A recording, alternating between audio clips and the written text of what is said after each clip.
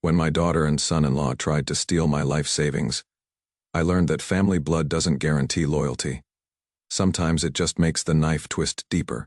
The morning light shone through the blinds, painting stripes on the worn parquet of my bedroom. I lay still, listening to the ticking of the clock and the creaking of the old house. At 78, you begin to appreciate these sounds. They remind you that you are still here, even when there is no one left around. Dorothy passed away 3 years ago. Pancreatic cancer is relentless and swift.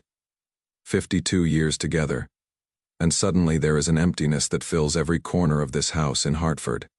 Her pillow still rests next to mine. Sometimes I wake up in the middle of the night and reach out to touch her shoulder, but my fingers find only cold fabric. I struggle to get out of bed, feeling a familiar ache in my joints. The doctors say it is arthritis. I call it age. I put on my glasses and wandered into the kitchen, where I had long ago established a ritual: coffee, peanut butter toast, and the newspaper. Simple pleasures that no one can take away. My house in Hartford isn't the kind of house you see on the covers of magazines. It is 2 stories high, with a small garden I can no longer properly cultivate.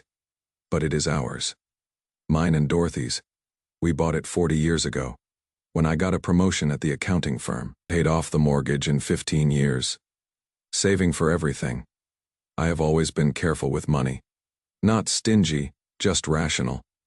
Dorothy used to laugh when she called me an accountant to the core, but it was that caution that allowed us to live decently and secure a future for our daughter Susan. Susan, I felt a bitterness in my mouth at the thought of her. An only child, our pride and joy. Once upon a time, now she is 46, working as a logistics coordinator for Northeast Shipping. Comes once a month to check on the old man with her husband. Robert. Today was the day. I checked the calendar on the refrigerator, even though I already knew the date. Every 3rd Saturday of the month, 11 to 1 of the clock in the afternoon. Just like clockwork, I rubbed my temple, anticipating a headache. These visits always left an unpleasant residue. The doorbell rang at 11 sharp. Susan was always on time. "The only thing left of my upbringing, Daddy," she exclaimed, hugging me like she really missed me. "Have you lost weight? Are you eating well?" Her hair, once brown like Dorothy's, was now dyed a lighter shade and styled in an expensive cut. Too much makeup for a Saturday morning. Too much perfume. "Hello, Susan." I pulled away, looking over her shoulder at Robert, who was standing awkwardly on the doorstep. Robert Mitchell, my son. In-law for 20 years. Tall, with bald spots he carefully disguised by slicking his thinning hair to the side. An insurance appraiser for Connecticut Mutual, always in a suit, always with that strained smile, Harold. He nodded, shaking my hand. "Great day, isn't it?" I escorted them into the living room, where I had already made tea and cookies. Susan started fussing at once, rearranging the cups and adjusting the napkins. "Daddy, why don't you let me hire a cleaning lady? You shouldn't have to work so hard at your age." "I am doing just fine on my own," I replied, sitting down in my chair. "Movement is life, but you could move in with us," she continued, not looking me in the eye. "We have a guest room, remember? You wouldn't have to do anything." We went through this conversation every month, Susan insisted. I refused, but today Robert was unusually proactive about it. "Seriously, Harold," he said, taking a bite of his cookie. "Think about it. A big house for one person is overkill. It could be sold, and what would happen to the money?" I asked bluntly. Robert choked. "Well, obviously, it would be yours." He laughed a little too loudly. "We are just concerned for your welfare." Susan threw him an annoyed look. "Dad, we really are concerned. After Mom's gone, you have become so withdrawn." I put the cup on the table. "Withdrawn? I have always been that way, Susan, and your mother understood that." The conversation turned, as usual, to news and gossip. Susan talked about work, her colleagues, vacation plans. Robert was more silent, occasionally glancing at his watch. Then suddenly, he changed the subject. "By the way, Harold," he began casually, "I read an article recently about how scammers are targeting the elderly. It is horrible. You keep your money in a safe place, don't you? I looked at him carefully. It is safe enough. Banks are offering great deals for seniors now, he continued. What bank do you have an account with? Maybe I could recommend something better. Hartford Community Bank, I replied, watching his reaction. I have been a customer for 30 years. Oh, not a bad choice, he nodded. But their interest rates aren't the highest. Have you ever thought about transferring to a larger bank? Or maybe investing? I know some great funds, Robert. Susan interrupted him with a strained smile. Daddy's too conservative for that sort of thing. Aren't you, Daddy? I nodded. I prefer to keep my money where I can see and touch it. Cash. Robert stepped forward, a strange gleam in his eyes. But it is so insecure. Not just cash, I answered, deliberately vague. I have a deposit account. I have bonds. And, yes, some cash in the bank safe, old habit. I noticed them exchange a glance. A quick, barely noticeable exchange of glances. But I have spent a lifetime analyzing financial documents and noticing inconsistencies. People aren't any harder to read. And what safe deposit box do you keep the cash in? Robert asked with feigned indifference. The same one, I answered. At Hartford Community, Susan stood up abruptly. Let me do the dishes, Daddy. And then we could go to the store. Do you need groceries? We never went to the store during their visits. Never. It was a new suggestion, and it was unsettling. No, thanks, I replied. I order delivery from the grocery store once a week. It is very convenient. But fresh produce. Dad, vegetables, fruit. She was almost begging. Maybe next time. I cut her off. After that, the visit quickly came to an end. Susan hugged me fussily. Robert shook my hand more firmly than usual. They left, promising to return in a month. Maybe sooner, to check on you. I watched their silver Lexus pull out of the driveway, a car they couldn't afford with their income. I always suspected Robert was up to his eyeballs in debt. Dorothy said I was too critical of him, but Dorothy always looked for the best in people. I looked for inconsistencies. That night, I sat in my office looking at an old photograph of Dorothy. It was taken in Cape Cod, her hair waving in the wind and a smile lighting up her face. That is how I remembered her. Alive, laughing. Real. Something's going on, Dorothy. I whispered to the picture, and I don't like it. I opened the bottom drawer of my desk and pulled out a file folder. My finances were in perfect order, right down to the last dime. Bank statements, tax returns, investment portfolios. I flipped through them, making sure everything was in place. Strange that Robert was so interested in my safety deposit box. Even stranger that I had mentioned it. Maybe age is taking its toll and I am becoming less cautious. Or maybe subconsciously I wanted to test their reaction. Either way, I needed to be doubly vigilant now. I pulled out my phone and made a note on my calendar to visit the bank on Monday to check the contents of the safe deposit box. Just in case dusk was falling outside the window. The house was filling with shadows and memories of better times. I closed the folder and put it back where it belonged. If Dorothy were alive, she would say I was paranoid, that our daughter would never do anything wrong. But Dorothy's gone, and I have always believed in numbers and facts more than people, and the fact said something was wrong. I could feel it as clearly as the pain in my joints before it rained. I turned off the light and went upstairs to the bedroom. I put my glasses on the bedside table next to Dorothy's picture, lay down on my half of the bed, leaving her half untouched as always. Good night, Dorothy, I whispered into the darkness. At times like this, I almost believed she could hear me. Monday was rainy. I watched the drops drumming on the garage roof from the kitchen window, and thought about Susan and Robert's strange behavior during their last visit. Something about their inquiries about my finances kept me on edge. Taking a sip of coffee, I glanced at the clock. 9 in the morning, another hour before the bank opened.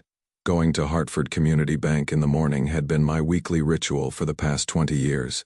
Every Monday I would go through my accounts, check my investments, sometimes withdraw a small amount of cash for current expenses. People of my generation don't trust plastic cards the way young people do. The phone rang.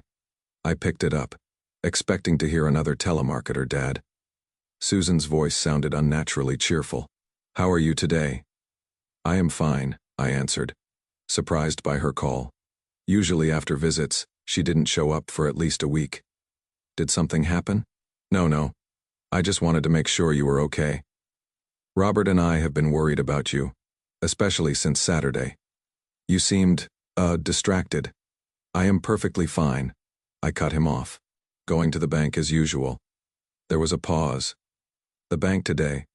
There was something akin to alarm in her voice. But it is raining outside. Daddy, why don't you put it off till tomorrow? Rain's no problem. I looked out the window. Besides, I have an umbrella. All right, she agreed reluctantly. Be careful.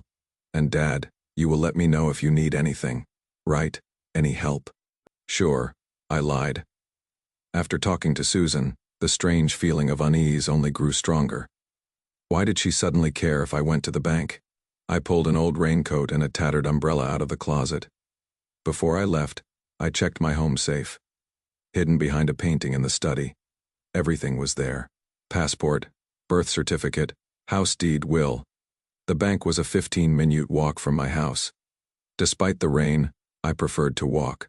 Dr. Peterson, my doctor, constantly reminded me of the importance of physical activity at my age. At the bank, I was greeted by Martha, a teller who had worked here, seemingly longer than I had. Her hair, once red, was now completely gray, but her smile was still as warm. Mr. Walker, as usual, accurate as clockwork, she greeted me. Hello, Martha. How are your grandchildren? We exchanged the usual pleasantries before I got down to business. I checked my accounts. Everything was in order. Then I asked for access to my safety deposit box, of course. Martha nodded.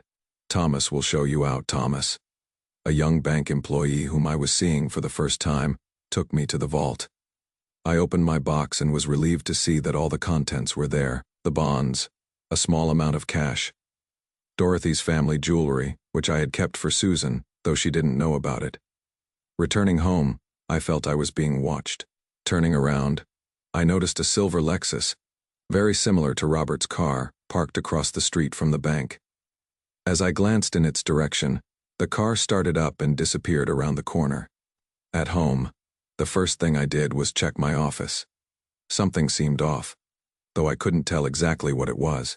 The papers on the desk were laid out as I had left them, but I had the feeling that someone had been looking through them. I began to methodically examine every shelf, every drawer. In the bottom drawer of the desk, I kept a folder of real estate documents. It looked untouched, but when I opened it, I noticed that several pages had been turned. I had always been pedantic about such things, and I remembered exactly how I had left those documents. A chill ran down my spine. Someone had been in my house, in my office, going through my things. And it could only be Susan and Robert. No one else had keys. I pulled out my phone and called the security installation company. The next day, they installed cameras and motion sensors. The technician, a young guy with tattoos on his arms, looked at me strangely when I insisted on installing a camera pointed at my office.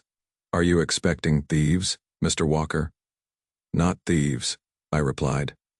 Family. He nodded understandingly, asking no further questions. The next morning, the letter carrier brought a letter from the bank. I opened it, expecting to see the usual statement, but instead I found a notice of a request for a duplicate key to my safe deposit box. The letter said the request had been made on the 3rd of October, 3 days ago, but the bank's rules required them to notify the primary owner before issuing a duplicate. My hands trembled as I reread the letter a second time. I had never requested a duplicate key. Never. I immediately called the bank and asked to be put through to the manager. Mr. Foster. Mr. Walker. What can I do for you? His voice sounded concerned. I received a notice of a request for a duplicate key to my safe deposit box, I said. I have never made such a request. Pause. One moment. Let me check. I could hear him typing something on the keyboard. Yes, the request was logged on the 3rd of October. It is standard procedure when a key is lost. Are you sure you didn't make that request? Absolutely sure. My voice sounded firmer than I expected. I want this request canceled immediately. and I demand to know who initiated it. Of course, Mr. Walker. We will conduct an internal investigation. Do you also want to change the access code to your safe deposit box? Yes, and I want access to my accounts restricted. No transactions without my personal presence at the bank. After my conversation with Mr. Foster, I sat at the window, watching the street and thinking. A plan was beginning to emerge, and it was simple. Susan and Robert were trying to gain access to my assets. They knew about my safe deposit box thanks to my carelessness, and now they were probably trying to forge documents to gain access to it. Before I could recover from this discovery, the phone rang. Susan, Dad. Are you home? Robert and I thought we would stop by for lunch. That was unheard of. 2 visits in a week. I am busy, I answered dryly. Busy doing what? I could hear the irritation in her voice. You are 78 years old. What could you possibly have to do? Even at my age, there are things to do, Susan. I tried to speak calmly. Maybe some other time. But we are on our way, she insisted. Literally 10 minutes from your house. I squeezed the receiver. Then I am sorry, but you are going to have to turn around. I am leaving in 5 minutes. Where? She sounded worried now. To my lawyer's. I lied. A lawyer? What for? Personal business. Susan, I will call you later. I hung up without waiting for an answer. Then I dressed quickly, and actually left the house just in case they did come. I didn't want to see them. Not now that my suspicions had turned into certainties. Instead of a lawyer, I headed to the local coffee shop. Sitting at the window with a cup of hot coffee, I watched the cars go by. Taking out a notebook, I started making a list of everything I had learned. Robert and Susan's strange behavior. Their sudden interest in my finances. The missing documents. The request for a duplicate key. I didn't notice someone approaching my table. Mr. Walker. I looked up and saw Thomas, the young bank employee who had escorted me to the vault yesterday. May I sit down? He asked quietly. I nodded, surprised by his appearance. I am not sure if I should tell you this, he began, looking around nervously. But I think you should know. Last night I saw Mr. Patterson talking to a man in an expensive suit. They were discussing safety deposit boxes, and I definitely heard your name, Mr. Patterson. I asked again. Bradley Patterson. He works in customer service. And this man, he called himself your son-in-law. I felt the blood rush from my face. Are you sure? Thomas nodded. Absolutely. They were talking about some kind of plan. And Mr. Patterson said something like, everything will be ready by Friday. Why are you telling me this? I asked, scrutinizing his face. Because what they are planning is illegal, he replied. And because my grandmother lost all her savings to crooks. I don't want that to happen to anyone else. I thanked him and gave him $20, which he at first refused to take, but eventually accepted. Be careful, Mr. Walker, he said in parting. I had check all my papers if I were you. Mr. Patterson specializes in powers of attorney and wills. When I got home, I found that Susan and Robert had come after all, as evidenced by the note left on the door. Dad, call me when you get back. It is important. I didn't call. Instead, I checked the footage from the cameras installed that morning. One of them clearly showed Susan opening the front door with her key and Robert following her. They spent about 20 minutes in the house, most of the time in my office. Before they left, Susan left a note on the door and Robert put something in his pocket. I couldn't see what it was. I immediately started checking all the paperwork. The bank statement folder was missing a few pages. The deed to the house was in place, but the last page with my signature was missing. I went cold as I realized the extent of their plan. That night, just as I was about to go to bed, the phone rang. I didn't answer it, letting the answering machine record the message. Dad, Susan's voice sounded concerned. We stopped by today, but you weren't home. Please call me as soon as you can. It is very important. It is about your health. Dr. Peterson called us. He is worried. I knew it was a lie. Dr. Peterson would never call Susan. He had too much respect for patient confidentiality. Besides, I had only seen him a week ago. and he said I was in great shape for my age. I turned off the phone and sat in the chair by the window. The lights of Hartford, the city that had been my home all my life, twinkled behind the glass, somewhere out there. In one of those houses, my daughter and her husband were planning to rob me, with my own blood. "What would you do, Dorothy?" I whispered, looking at my wife's picture. Dorothy always saw the best in people, even when they didn't deserve it. But she was also a strong woman who wouldn't let anyone sit on her neck. "Kindness doesn't mean weakness," she often said. But I made a decision. Instead of openly confronting Susan and Robert, I decided to give them enough rope to hang themselves. I will let their plan evolve, but I will be one step ahead of them. In the morning, I will call Mr. Foster and alert him to a possible fraud. Then I will contact the police. And finally, I will visit my real lawyer to change the will. Susan will never get another dime of my fortune. I went to bed feeling strangely calm. For the first time in many days, I was confident in my actions. As painful as my daughter's betrayal had been, it had also freed me from illusions. I saw things clearly now. With these thoughts, I drifted into a dreamless sleep. Friday morning was cloudy. I awoke before dawn, tormented by anxious thoughts. The words of the young bank clerk were in my mind. Everything will be ready by Friday. Today was Friday, the day Susan and Robert planned to put their plan into action. I ate breakfast earlier than usual, chewing my toast absent-mindedly, unable to taste it. The phone rang at 7:30 sharp. "Dad." Susan's voice sounded unusually cheerful for such an early hour. "Are you awake yet?" "Yes," I answered dryly. "What do you want at this hour?" "I just wanted to let you know that Robert and I would be picking you up around 10. Dr. Peterson scheduled a checkup for you, remember?" Another lie. Dr. Peterson didn't give me any check. "Ups, I have other plans for today," I said. "And stop using my doctor as an excuse." "Dad," she sounded annoyed. "You are becoming unbearable. We are only trying to help." "Not today, Susan. I have business at the bank." Pause. "The bank." Her voice trembled. "But it is Friday. You usually go to the bank on Mondays." "I decided to change my habits," I replied. "At my age, it is good for brain activity." "Why don't we give you a ride?" she suggested too hastily. "Then we can stop by the doctor's office." "No, thank you. I would rather walk." After the call, I called the police and reported my suspicions. Sergeant Murphy, an elderly officer I knew from the days when he patrolled our neighborhood, listened to me carefully. "Mr. Walker, if you are sure there is a crime in progress, we can send a plainclothes officer to the bank." "I would be very grateful, Sergeant. The bank opens at 9, but I plan to be there by 8:30. I know the back door that the employees use." Then I called Mr. Foster, the bank manager, told him about my suspicions and my conversation with Thomas. "These are serious allegations, Mr. Walker." Foster's voice sounded concerned. "Mr. Patterson has been with us for 5 years and has an impeccable reputation. Nevertheless, I am convinced he is involved in an attempted fraud on my accounts."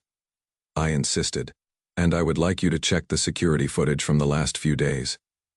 Foster agreed to meet me at 8:30 at the service entrance. I dressed more carefully than usual. My best tweed jacket that Dorothy had given me for our last anniversary. Ironed pants, polished shoes. If I was to face my own daughter's betrayal today, I wanted to look dignified. Before leaving, I glanced at Dorothy's picture. "I am sorry, Dorothy," I whispered. "I couldn't keep her out of this." The bank was a 15-minute walk from my house. But today, I decided to take a cab. The driver, a young guy with an earpiece in his ear, looked at me strangely when I asked him to drop me off at the bank service entrance. "Are you sure, sir? The main entrance is on the other side." "I know," I replied. "I have a meeting with the manager." Mr. Foster was already waiting for me, glancing nervously at his watch. Standing beside him was a stout man in civilian clothes who identified himself as Detective Rodriguez, Mr. Walker. Foster shook my hand. "I checked the security tapes like you asked. I found something disturbing." We went into his office where he showed me the videos from the last 3 days. One of them clearly showed Bradley Patterson talking to Robert in a cafe across the street from the bank. Another showed Patterson escorting Susan into the vault area after the bank closed, in direct violation of protocol. "This is very serious," Foster said, turning off the monitor. "If Mr. Patterson is really planning to illegally access your safety deposit box, we need to catch him red-handed." Detective Rodriguez nodded. "We have grounds to detain them, but it would be better to catch them in the act of committing a crime. Mr. Walker, are you willing to cooperate?" "More than willing," I replied. "What is the plan?" The plan was simple. I would wait in the office next door to the vault while Foster and Rodriguez watched through the video surveillance system. As soon as Patterson, Susan, and Robert tried to access my box, we had intervened. "And if they don't show up today?" I asked. "Then we will continue surveillance," Rodriguez replied. "But from what we have seen on the tapes, and from your young bank clerk, today is day X." The bank opened at 9, and the usual customers began to arrive. I sat in a small office looking through some brochures, pretending to be busy exploring investment opportunities. Foster looked in on me periodically, letting me know that all was quiet for now. At 10:15, the door to my office opened, and Detective Rodriguez walked in. "They are here," he said quietly. "Your daughter, her husband, and Mr. Patterson." They had just entered the vault. My heart hammered harder. It was one thing to suspect treachery and quite another to face it. "I want to see," I said, rising. Rodriguez hesitated. "This may be emotionally difficult for you, Mr. Walker." "I must see with my own eyes," I insisted. "Otherwise, there will always be room for doubt." He nodded and led me down the corridor to the vault. The doors to the main room were closed, but there was a small customer room with a door ajar next to it. We approached it cautiously. Through the crack, I could see part of the vault and the desk where Susan, Robert, and Bradley Patterson were sitting. In front of them was my safe deposit box. I recognized it by the number engraved on the lid.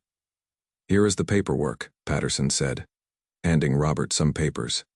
"The power of attorney looks authentic. The signature is notarized. Technically, we are acting within the law." "Of course we are," Robert replied with a smug grin. Harold signed that power of attorney himself. I knew it was a lie. I never signed any power of attorney. "And if he comes to check the safe deposit box?" Patterson asked nervously. "He does it regularly." "Not today," Susan grinned. "I took care of it. He thinks we will pick him up at 10. By the time he realizes we are not coming, it will be too late." Patterson opened the safe deposit box and began laying the contents out on the table. Bonds, real estate deeds, envelopes of cash. "How much is in here?" Robert asked greedily, grabbing one of the envelopes. "I estimate about 200,000 in bonds and 50,000 in cash," Patterson replied, "plus real estate deeds you can use to re-register the property." "Great." Robert rubbed his hands together. "My friend at the notary's office will do the paperwork retroactively. We will have the house by the end of the day." "And what about the old man himself?" Patterson asked. "We have already prepared the documents for the nursing home," answered Susan coldly. "With his signature on the power of attorney, we can put him there forcibly. Dr. Mitchell, Robert's colleague, is ready to confirm his incapacity." I felt my insides turn upside down. My own daughter was planning to put me in a nursing home against my will, to steal my home, my savings, everything Dorothy and I had built up through decades of hard work. "That is enough," I whispered to the detective. "I have seen and heard everything." Rodriguez nodded and signaled over his radio. A moment later, the vault doors swung open and 2 uniformed police officers walked in, followed by Mr. Foster. Bradley Patterson Foster began in an official tone. "You are violating bank protocol and the law by providing unauthorized access to a customer's safe deposit box." Patterson turned pale, dropping the stack of documents he was holding. "Mr. Foster, I can explain. They have a power of attorney." A forged power of attorney, Detective Rodriguez intervened, entering the vault. "Susan Mitchell, Robert Mitchell, Bradley Patterson. You are being held on suspicion of attempted fraud, forgery of documents, and conspiracy to steal." Susan froze, her face contorted with shock. Robert tried to hide the envelope with the money in his pocket, but one of the officers immediately stopped him. "What is going on?" Susan whispered. "There has been some kind of mistake." At that moment, I came out from behind the door and stood in front of them. Susan turned even paler when she saw me. "Daddy, what are you doing here?" "Watching my only daughter try to rob me and put me in a nursing home," I answered calmly, though I was seething inside. "It is not what you think," Robert began, trying to smile. "We just wanted to help manage your finances." "Shut up, Robert." I cut him off. "I have heard it all. The power of attorney, the nursing home, the incapacity thing, everything." Susan burst into tears, but her tears gave me no sympathy. Too many years of pretending, too many lies. "How could you, Daddy?" she sobbed. "Sick the police on us. We are a family." "A family doesn't steal from each other," I replied. "Families don't lock their old people in nursing homes to take their property." The officers handcuffed all three of them. Patterson remained silent with his head down.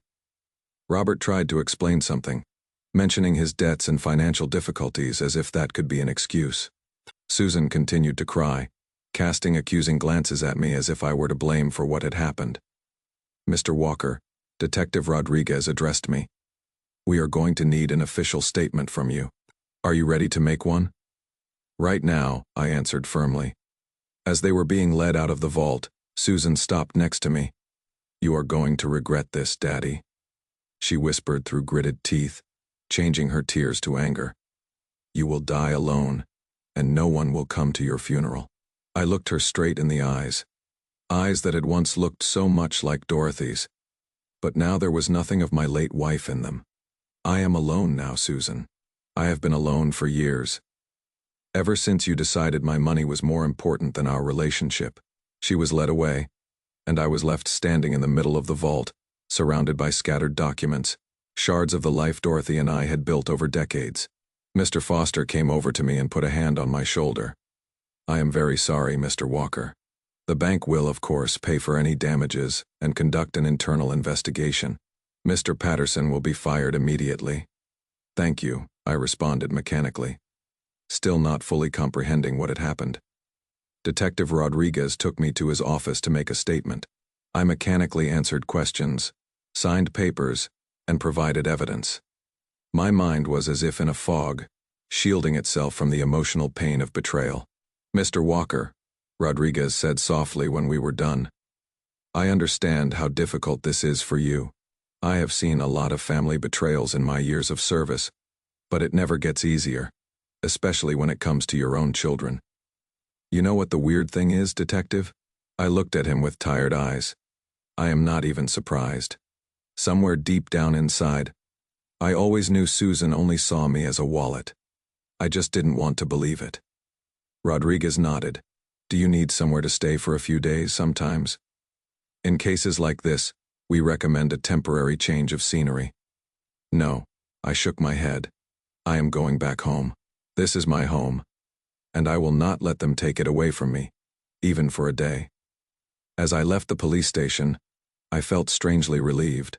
It was as if the heavy weight I had been carrying for years had finally been lifted off my shoulders. No more pretending that Susan and I had a normal relationship. No more looking for excuses for her coldness and greed. The truth, as bitter as it was liberating. I walked home slowly, enjoying the simple fact of my existence for the first time in a long time. The air seemed fresher, the colors brighter. At the corner of my street, I stopped at a small flower shop and bought a bouquet of white roses, Dorothy's favorite flowers. At home, I put the roses in a vase next to her picture.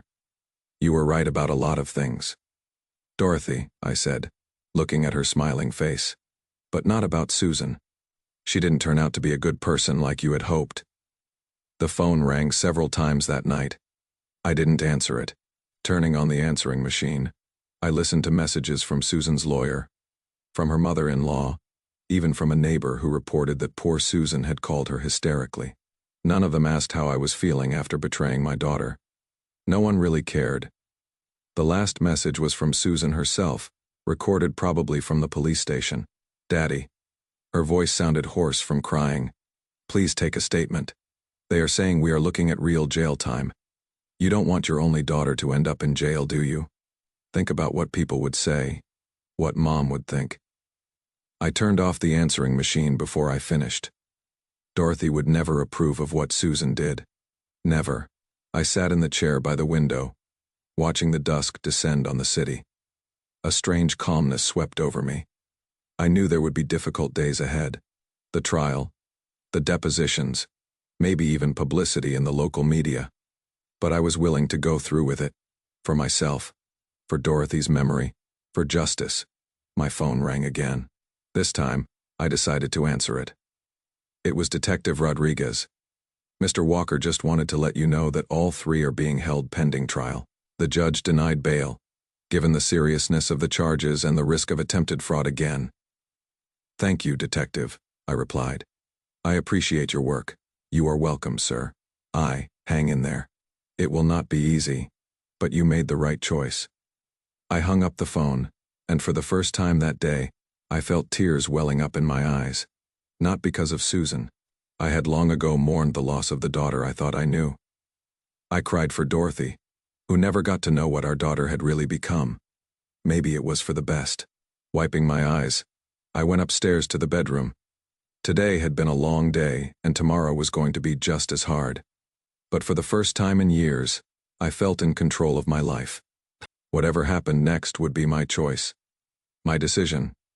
I went to bed and, as always, said goodnight to Dorothy. And then, for the first time in a long time, I fell asleep quickly and peacefully. The weekend after the incident at the bank passed in a strange daze. I hardly left the house, avoiding the prying eyes of my neighbors. News travels fast in a small town, especially news as scandalous as this. A daughter and son-in-law trying to rip off their own father with the help of a corrupt bank teller. On Monday morning, the doorbell rang. On the threshold stood Mr. Foster, the bank manager, with a leather briefcase in his hands and a nervous expression on his face. Mr. Walker. He held out his hand to me. May I come in? We need to talk. I led him into the living room, offered him coffee, which he politely declined. I sat across from him, watching him awkwardly open his briefcase and pull out a folder of documents. First of all, I want to formally apologize on behalf of Hartford Community Bank for the incident that occurred last Friday. He began in a formal tone. The behavior of our employee, Mr. Patterson, is completely unacceptable and goes against all the principles of our institution. I nodded without saying a word. Foster continued. Mr. Patterson was fired immediately, and we conducted an internal investigation to make sure that similar incidents don't happen again in the future. He placed a document in front of me. We would like to offer you compensation in the amount of $50,000 for moral damages and inconvenience caused by this incident. I glanced at the document but didn't take it. What about the criminal prosecution of Mr. Patterson? Foster squirmed uncomfortably in his chair. We would prefer to settle that matter without too much publicity. $50,000 is a substantial sum, Mr. Walker, and a guarantee that your funds are perfectly safe. You are trying to cover it up. It wasn't a question. It was a statement. A scandal like this could seriously damage the bank's reputation, Foster said quietly, almost pleadingly. We have been serving this community for 70 years. Think of the people who could lose confidence in us. The depositors who would take their money. What about depositors whose funds might be stolen by corrupt employees? I asked sharply. You do realize that Patterson may have done this before, right? And maybe he is not the only one. Foster turned pale. We have conducted a thorough review of all of Mr. Patterson's transactions over the past 2 years. No other irregularities were found that you were able to notice. I finished for him, Mr. Foster. I have been a financial auditor for 35 years. I know how easy it is to hide financial fraud when you know the system inside out. I stood up, signaling that this conversation was over. I will not accept your compensation, and I will not agree to keep the matter quiet. Mr. Patterson should be held criminally liable just like my daughter and son-in-law, and I intend to sue the bank for negligence in securing client assets. Foster's face contorted with alarm. Mr. Walker, please reconsider. A lawsuit could take years. At your age, at my age, I interrupted him. I have the time and determination to see this through. Now please leave. My lawyer will be in touch. After Foster left, I immediately called Maurice Lewinsky, my longtime friend and attorney. We had met in college, and although we had chosen different career paths, had kept in touch over the years. Maurice was one of the few who attended Dorothy's funeral and called me regularly after her death. "Harold, what the hell is going on?" he asked, barely picking up the phone. "I got a call from Susan saying you have lost your mind and filed a police report on her." "You talked to Susan?" I was surprised. She was hysterical. "Said you misunderstood the situation, that they just wanted to help you manage your finances, and you called the police." "Maurice." I took a deep breath. "My daughter and her husband tried to steal my money and house, forged a power of attorney, and planned to put me in a nursing home. That is not helping me manage my finances." Pause. "Damn," he finally exhaled.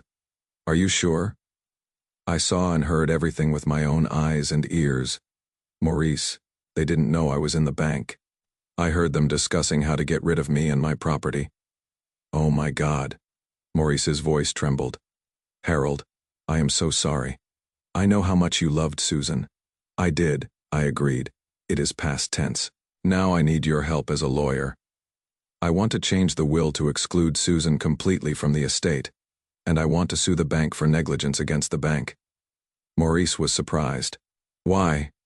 "Their employee was an accomplice." "Maurice."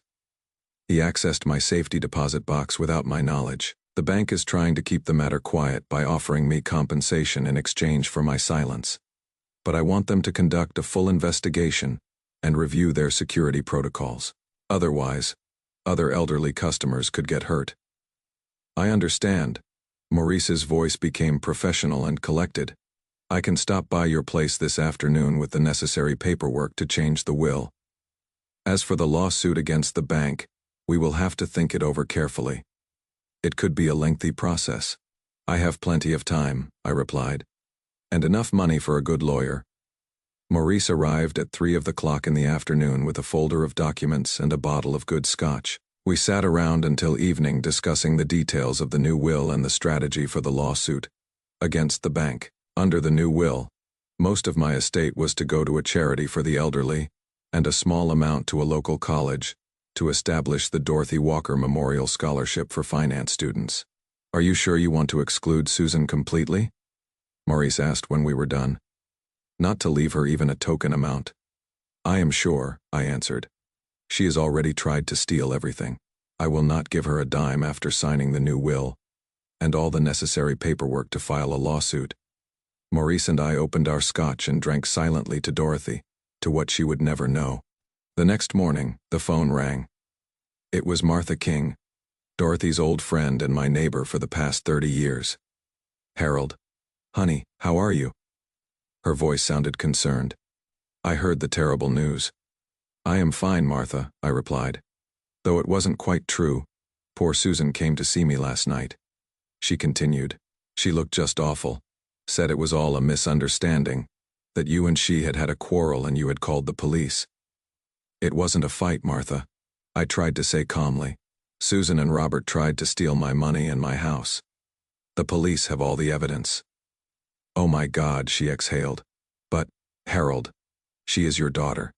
Do you really want her to go to jail?" "I want justice, Martha. Susan is a grown woman who made her choice. Now she has to face the consequences. But what would Dorothy think?"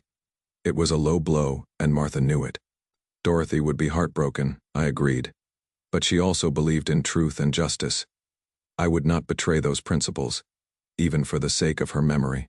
The conversation with Martha was followed by calls from other mutual acquaintances. People I barely remembered, but who suddenly felt the need to intervene. They all said the same thing. "Think about Susan. She is your daughter. What will people say?" None of them asked how I felt after betraying my only child. By evening, I turned off the phone, tired of unsolicited advice and manipulation. Sitting in my office, I pored over old photos. Susan as a baby, at the prom, at the wedding, the happy family we never really had. Or had we? But briefly. I couldn't pinpoint the exact moment when it all went wrong. Maybe when Susan met Robert. Or earlier, when she had gone away to college and come back a different person. Or maybe there was always something Dorothy and I had overlooked, blindly loving our only child. There was a knock on the door. I didn't answer, hoping the intruder would leave. But the knock came again, more insistent, sighing. I got up and went to open the door. At the door stood Robert's mother, Vivian Mitchell, a tall, thin woman with the same unpleasant expression on her son's face. "Mr. Walker," she began without greeting. "We must talk." "We have nothing to talk about, Mrs. Mitchell." I tried to close the door, but she put her foot in the opening. "My son and your daughter could go to prison because of your stubbornness." Her voice was as cold as ice. "Is that what you really want?" "Your son and my daughter could go to jail because of their own actions," I corrected her. "They tried to steal my money and property. That is a crime. They just wanted to secure their future." She took a step forward, forcing me to step back. "After all, that money would have gone to Susan after you died anyway. They were just speeding up the process." Her words, spoken with such equanimity, shocked me even more than Susan and Robert's act itself. This woman really believed that her son had the right to steal my money, simply because it might someday be inherited by his wife. "Get out of my house," I said, feeling the anger rising inside. "Now, or I will call the police." Vivian grinned. "Do you really want another scandal, Mr. Walker? The whole town is already talking about you. The old man who sent his own daughter to jail. What do you think people would say if you called the police on me too?" "I don't care what people say," I said firmly. "I know the truth. Now go away." She took another step forward, her face contorted with anger. "You will regret this, Harold Walker. I will do everything I can to help Susan and Robert get away with it. And when they do, they will take everything you have." Every last dime I didn't answer. Just grabbed my phone and started dialing. Vivian snorted and headed for the door. "This isn't over." She tossed over her shoulder and walked out. I closed the door and leaned against it, feeling my legs shaking.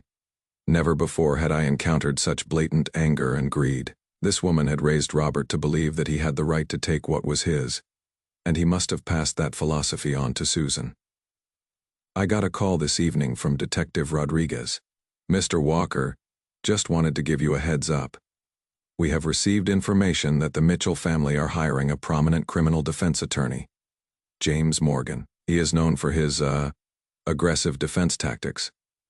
"What does that mean for the case?" I asked. "They may try to discredit you," Rodriguez explained. "Question your competence.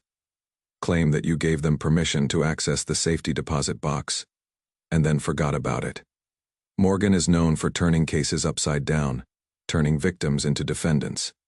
"They have no proof," I countered. "We have witnesses, videotapes, forged documents by them." "Yes, the evidence is on our side," Rodriguez agreed. "But they can drag out the case, make the process exhausting for you. Are you ready for that?" "I am ready," I answered without hesitation. "I will not back down." After talking to Rodriguez, I couldn't sleep for a long time.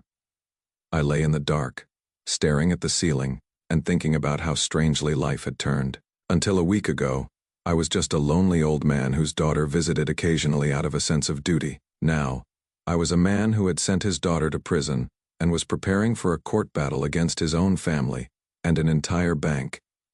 "What would you do in my shoes, Dorothy?" I whispered into the darkness, knowing there would be no answer. But, in a strange way, I felt that Dorothy would have approved of my actions. She always believed in justice, even when it hurt. The next morning, I woke up with renewed determination. After having breakfast, I called Maurice and asked him to expedite the process of filing a lawsuit against the bank. "I want it done as soon as possible," I said, "while I still have the strength to fight." "Harold, are you sure?" Maurice's voice sounded concerned. "It is going to be a difficult process, emotionally exhausting." "I am sure," I answered firmly. "I will not let them win, not Susan and Robert. Not the bank that is trying to keep the case quiet." "All right," Maurice agreed after a pause. "I will file suit today. And, Harold, I am proud of you. Not everyone would have had the strength to fight in a situation like this. His words touched me more than I expected. In a world where everyone seemed to be against me, it was important to know that at least one person was on my side. After talking to Maurice, I went out for a walk. For the first time since the incident at the bank. The day was clear, sunny, with a light fall breeze. I walked down familiar streets, past the homes of people I had known for decades. Some neighbors averted their eyes when they saw me. Others nodded, sympathetically, or stopped to express support. Mr. Walker, Mrs. Rodriguez, an elderly widow who lived across the street, called out to me. I heard what happened. Don't listen to anyone who says what you did was wrong. My son-in-law tried to do the same thing to me 5 years ago. I didn't find the strength to fight back then. And now I live in a tiny apartment, and they live in my house. I thanked her for her support, suddenly realizing that I was not alone in my situation. How many other elderly people face betrayal from those who are supposed to care for them? When I returned home, I found an envelope in the mailbox with no return address. Inside was a note written in Susan's familiar handwriting. Dad, you have always been stubborn and cruel. All my life. You have controlled my every move, my every decision. You have never understood what I want, what I need. You think Robert and I are criminals. We just wanted what was rightfully ours. You saved up all that money, but you never shared it with us, even when we were desperate. If you don't drop the charges, I will tell everyone what you really were. A cold, calculating tyrant who only cared about money, never about his family. Last chance, Dad. Drop the charges or you will regret it, Susan. I reread the note twice, marveling at how distorted Susan's perception of the past was. I had never been a tyrant. Yes, I was strict, especially about finances, but only because I wanted to teach her the value of hard-earned money. I never denied her the necessities. I paid for her education, her wedding, helped with the down payment on the house. Susan's note wasn't just an attempt at manipulation. It was a threat. She threatened to blacken my name, to distort the truth about our family life. But somehow, that threat didn't scare me. I knew the truth. Dorothy knew the truth. And some of our old friends knew it too. I put the note in an envelope and took it to Maurice as further evidence against Susan. Attempting to pressure a witness was another crime in a long list. When I got home, the phone rang again. This time it was Foster from the bank with a new offer. $100,000 in compensation and a public apology. But no criminal prosecution of Patterson. My mind hasn't changed, Mr. Foster, I replied. I am filing a lawsuit against the bank. My lawyer is already on it. You are making a mistake, Mr. Walker. Foster's voice sounded threatening. The bank has considerable legal resources. This process could take years. Then it is best not to waste any time, I replied, and hung up. That evening, I got a call from Detective Rodriguez with news that the judge had scheduled a preliminary hearing for Susan, Robert, and Patterson for the following week. I will have to testify. Are you ready for that, Mr. Walker? Rodriguez asked. It can be emotionally taxing to speak against your own daughter in court. I am ready, I replied. I will speak the truth, no matter how painful it may be. As I hung up the phone, I felt strangely calm. There was a hard fight ahead, against the bank, against Susan and Robert, against everyone who was trying to get me to back down. But I was ready. For the first time in a long time, I felt I was fighting for something important. Not just my money or my possessions, but for principles, for justice, for truth. We will get through this, Dorothy, I said, looking at the picture of my wife. We always have. And for the first time since her death, I felt like she could really hear me. The Bristol County courtroom was packed on the day of the first hearing in the case. It seemed like all of Hartford had come to see the family drama that was now in the public eye. I sat in the front row next to Maurice, outwardly calm, though inwardly I shrank at the thought of what was coming. When Susan, Robert, and Patterson were brought in, I forced myself to look at them. Susan looked gone, with dark circles under her eyes. Robert maintained a smug look, though his usually perfectly styled hair was a mess. Patterson seemed completely broken, hunched over with a wan look in his eyes. "Is everything all right?"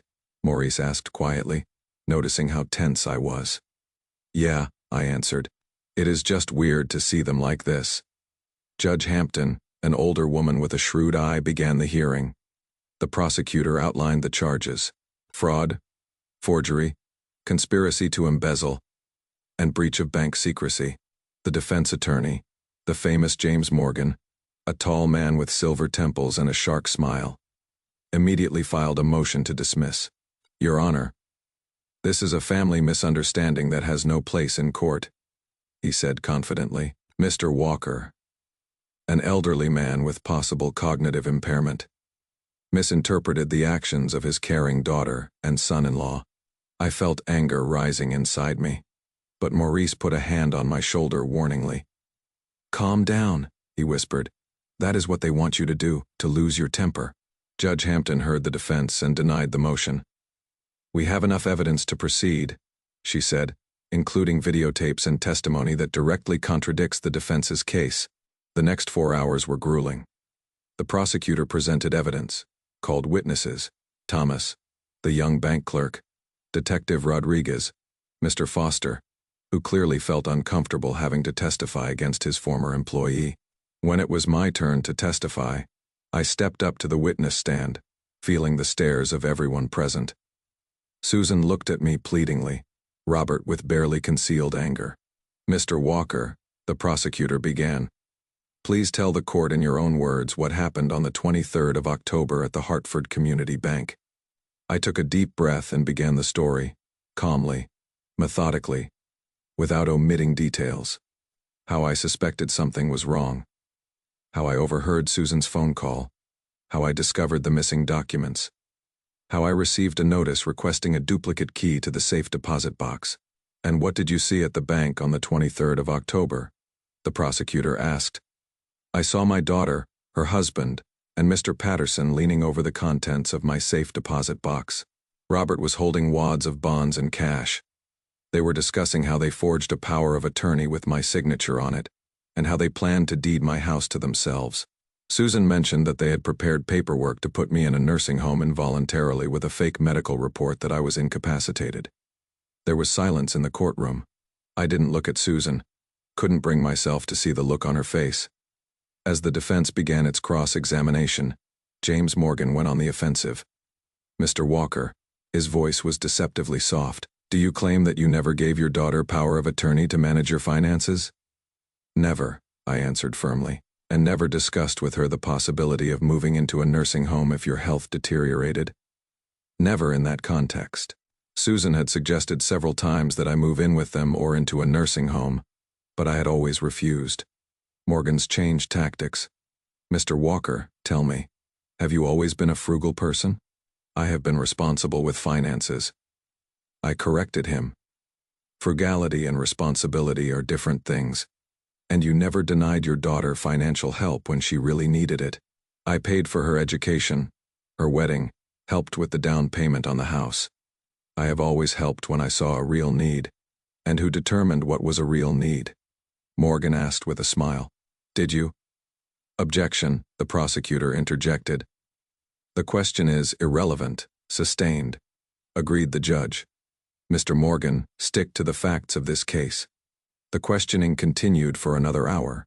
Morgan tried to paint me as a tyrant, a miser, a man who didn't understand the needs of a young family, but the facts were on my side, and all his attempts to discredit me fell apart over a simple truth.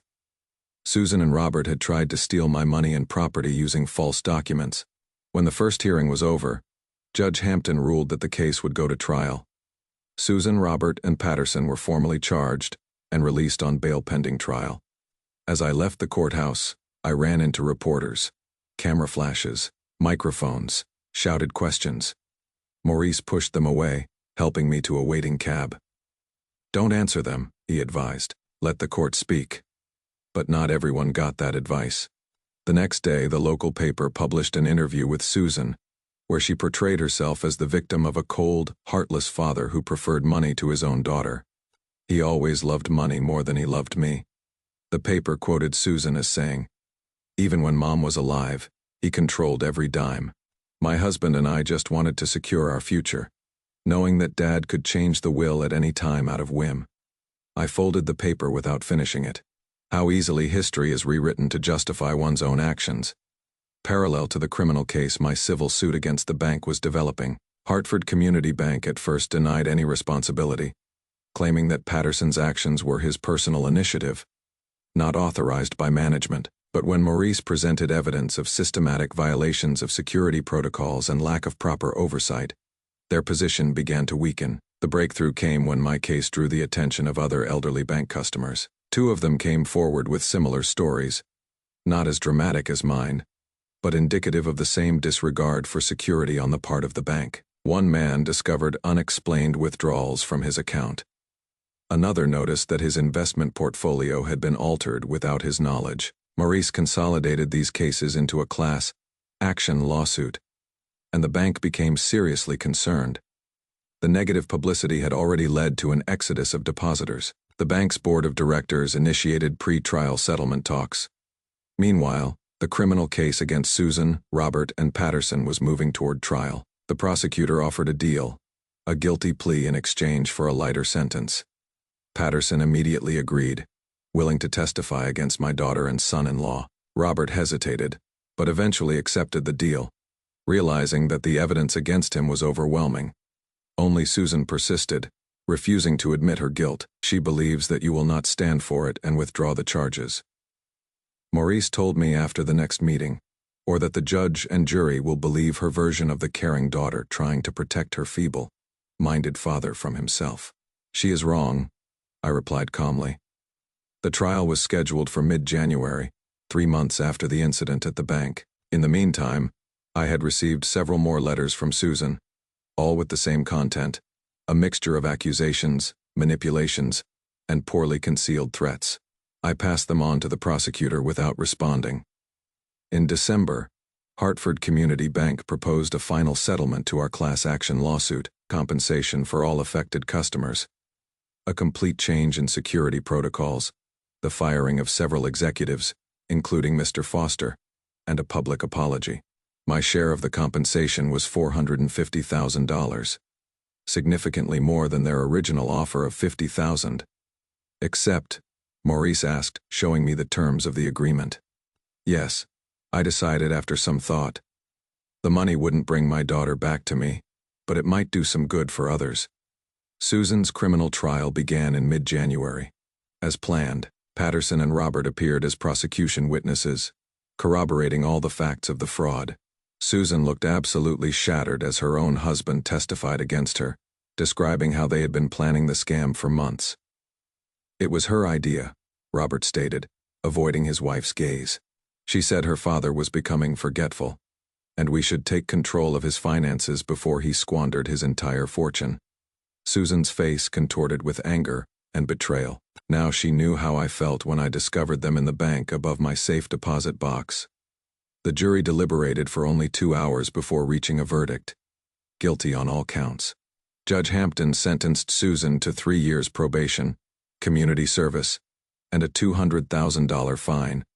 Robert, thanks to a plea bargain, received 2 years probation and a $150,000 fine.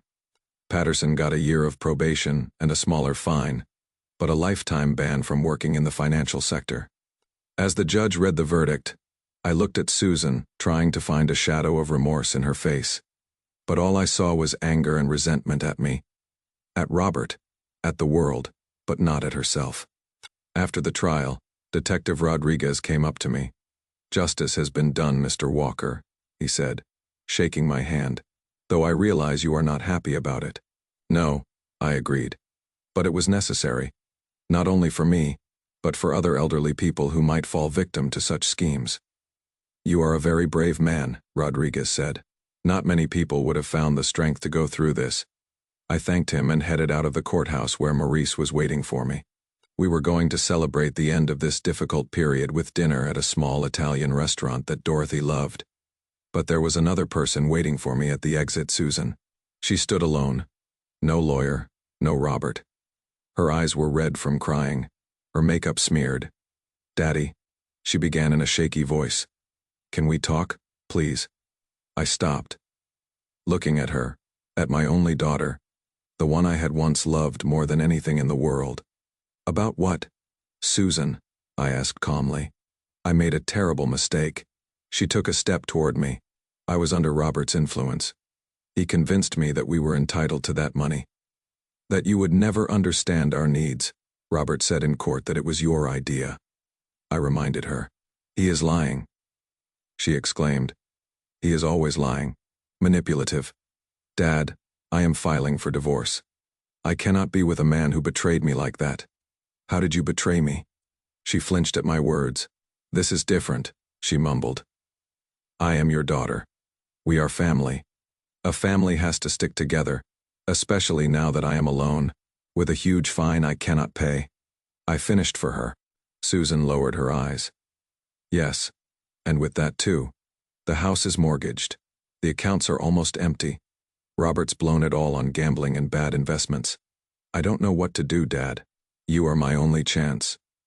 At what, Susan? Another attempt to get my money. I shook my head. I have changed my will. You will no longer receive a dime of my estate.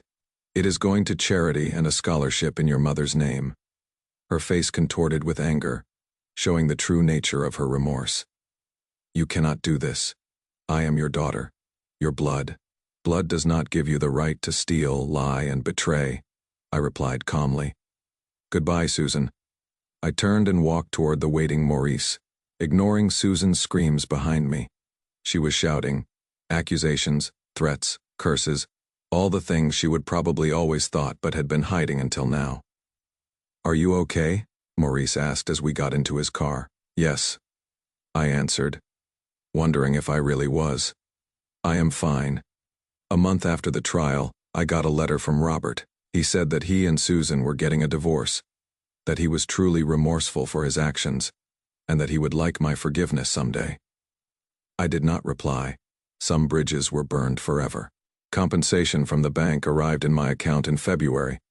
I decided to put most of the money to good use. After consulting with Maurice and several financial advisors, I established the Safe Aging Foundation, which aims to provide educational programs on financial security for seniors. The first workshop was held in March at the Hartford Community Center. I expected 5 or 6 people to attend, but the room was full. Over 50 seniors, many with stories similar to mine. My son tried to get me to sign a power of attorney, saying it was just regular insurance, said one woman. My nephew helped me with banking transactions and systematically stole from my account, shared another pensioner. I realized that I had found my new vocation. Together with a team of lawyers, financial advisors, and social workers, we developed a comprehensive program to help seniors protect their assets, recognize the signs of financial fraud, and know their rights. By the end of the year, our program had received a grant from the state of Connecticut and expanded to several neighboring towns. I appeared on local television, gave newspaper interviews, and conducted one-on-one counseling sessions. One spring day, exactly 6 months after the incident at the bank, I walked by the house that had once belonged to Susan and Robert. It had a for sale sign hanging on it. A neighbor told me that Susan had moved to another state to start a new life. Robert stayed in Hartford, taking a low-paying job at an insurance company, the only place that would take him with a criminal record. I felt no schadenfreude or pity, only a quiet sadness for what might have been if greed hadn't destroyed our family. That evening, I sat in my office preparing for tomorrow's seminar. On the desk was a picture of Dorothy, the same one from Cape Cod, with her hair fluttering in the wind and a radiant smile. I found my way, Dorothy, I told her. Not the way we planned, but maybe even better. Now I am helping people, doing something really important. And in the silence of the house, I thought I heard her quiet, approving laugh, the same one that always warmed my heart on the coldest days. I closed the folder with the materials for tomorrow's seminar and turned off the desk lamp. Tomorrow would be a new day, new people, new stories. Life went on, and for the first time in a long time, I was glad for it. As I walked up to my bedroom, I thought about the strange irony of fate, the betrayal of my daughter, the most painful experience of my life, had led me to a new calling, a new community, a new meaning of existence. Sometimes, out of the darkest moments, unexpected light is born. I went to bed on my half, leaving Dorothy's half untouched. Out of habit. "Good night, Dorothy," I whispered, as I had done every night for the past 3 years. And this time, I thought the silence answered with a light, almost elusive. "Good night, Harold." I smiled and closed my eyes, ready for a new day, and all it would bring.